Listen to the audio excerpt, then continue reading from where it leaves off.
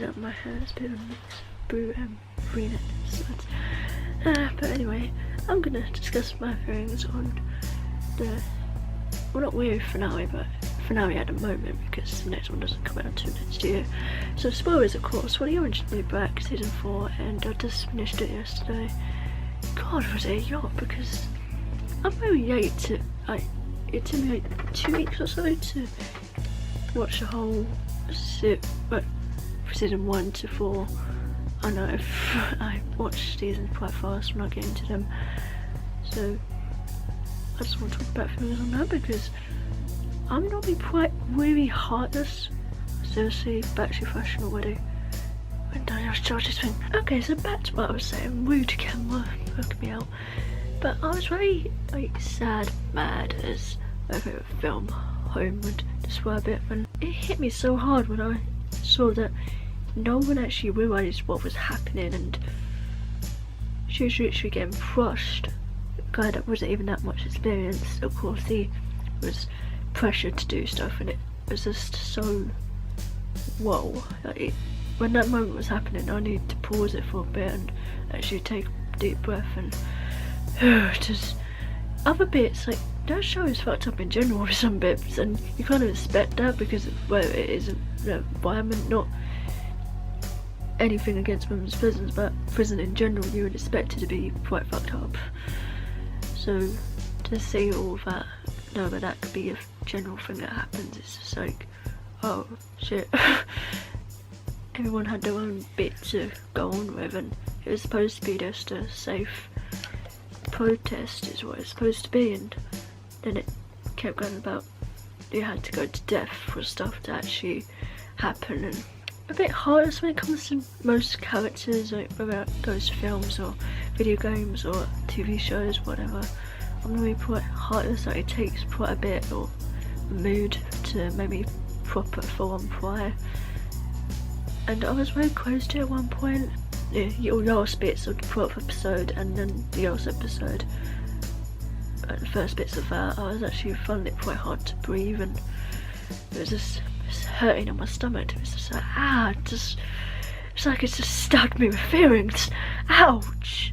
I don't know if it's just me, but I'm getting quite annoyed at Piper.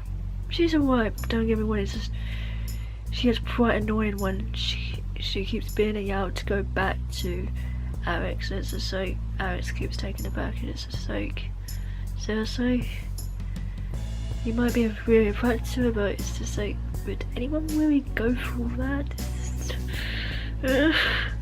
Might be in prison, but still, I don't know. But I did like Orange New Black. I didn't think I would get into it or anything, because my mum said it was quite boring, and my friend Nicole said it was very boring. I was just like, why is everyone around me saying it's quite boring and not getting into it?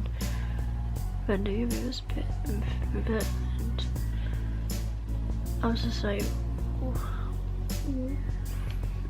is it good? I mean, went back, but I'm saying December, and then someone says it's good, and he's watched all of it, so I'm just going with these feelings on it, and see Absolute Armor, really ain't on that.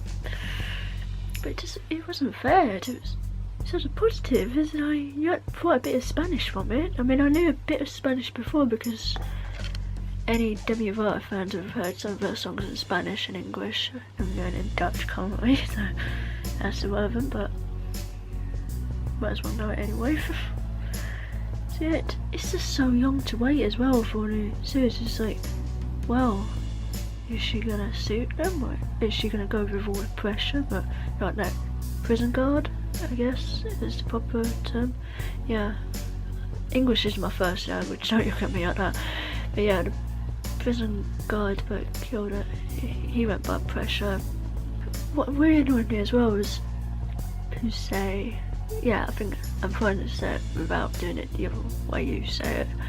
But yeah, her, it's very rare I actually remember names in shows, so the other one, it was like they had their last dance. It was really sad because after Pulse went for, you didn't actually see her reaction to it for a bit, and then you eventually went to see her crying, and you actually saw Norma singing, and the first proper time she talks for a moment, and it's just like, wow, this is the actual only time she's getting her voice out and not being mute. This is big. This is, wow.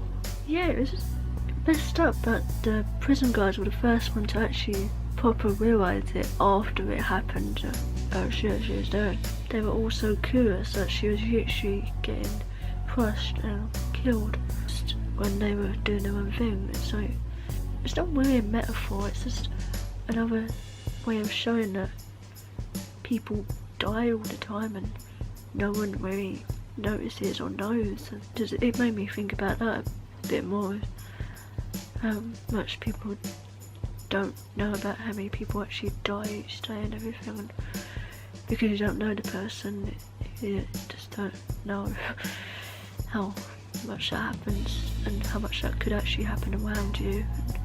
And it just made me stop and think for a bit, so I can breathe for a moment. It's just a lot to take in.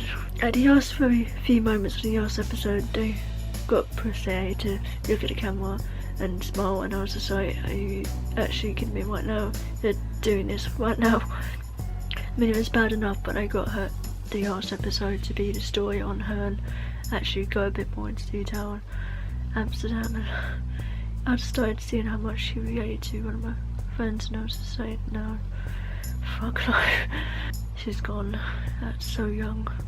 I'm very sad, man, but you should have still be yesterday.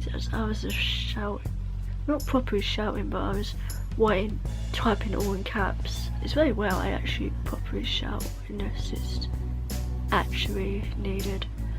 It's very weird. I'd rather keep a low voice, and yes, I'm just very loud, but even then I don't really consider it shouting because I'm not exactly hurting my voice. I'm just trying to portray it a bit more. Just sometimes, a lot of the time actually, I'm mumbling and people don't hear me. It's very quiet, and it's just like, I think this is a normal British thing maybe, or shy thing, bit of both, where you don't talk that loud. This video is a bit of everything. Really, how dare you mess with other things like that? Like, how do you feel after all the pain and suffering you just caused?